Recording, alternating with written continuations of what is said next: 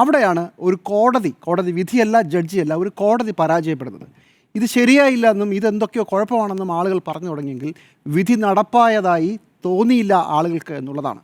അതിന് ഒരുപാട് സാഹചര്യങ്ങളുണ്ട്. ഈ കോടതി വിധിയുടെ വിശദാംശങ്ങൾ നമുക്ക് കിട്ടിയിട്ടില്ല. എന്തുകൊണ്ടാണ് ദിലീപ് കുറ്റവാളിയല്ല, ഗൂഢാലോചന തെളിയിക്കപ്പെട്ടില്ല എന്നവർ പറഞ്ഞു.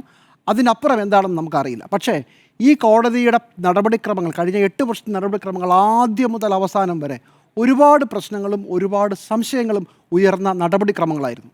6 തവണയാണ് ഈ ജഡ്ജിൽ നിന്ന്, ഈ കോടതിയിൽ നിന്ന് കേസ് മാറ്റണമെന്നാവശ്യപ്പെട്ട് അതിജീവിത, സർക്കാർ, പിന്നീട് ഒരു NGO വിവിധ കോടതികളെ സമീപിച്ചത്. ഹൈക്കോടതിയെ, സുപ്രീം കോടതിയെ.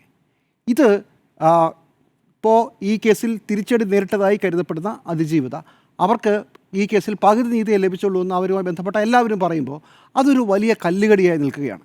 എങ്ങനെയാണ് അതിജീവിതയായ സ്ത്രീക്ക് വളരെ ക്രൂരമായൊരു ബലാത്സംഗം നടന്ന ഒരു സാഹചര്യത്തിൽ ഉണ്ടായ ഒരു കേസിൽ അവർക്കതിലൊരു തൃപ്തി ഉണ്ടായില്ല ആദ്യം മുതലേ എന്നുള്ളതൊരു വലിയ പ്രശ്നമല്ലേ? നമ്മുടെ നാട്ടിൽ ഈ തുമ്മിയാൽ എൻ്റെ അച്ഛൻ്റെ, അമ്മുമ്മയുടെ, ചേട്ടൻ്റെ, കുഞ്ഞച്ഛൻ്റെ മോൻ ഈ കേസിൽ പ്രതിയായതുകൊണ്ട് ഞാൻ കേസിൽ നിന്ന് പിന്മാറുന്നു എന്ന് പറഞ്ഞ് എത്രയോ കേസുകളിൽ ജഡ്ജിമാർ പിന്മാറാറുണ്ട്. ഇവിടെ ജഡ്ജിമാരുടെ അഭാവം വല്ലതും ഉണ്ട്. പക്ഷേ ഒരു അതിജീവിതയ്ക്ക് എനിക്ക് ഈ കോടതിയിൽ പ്രതീക്ഷയില്ല എന്ന് പറഞ്ഞ് പല തവണ മേൽക്കോടതികളെ സമീപിക്കുമ്പോൾ അത് അനുവദിച്ച് കൊടുത്തില്ല എന്നുള്ളതൊരു വലിയ സങ്കടം തന്നെയാണ്.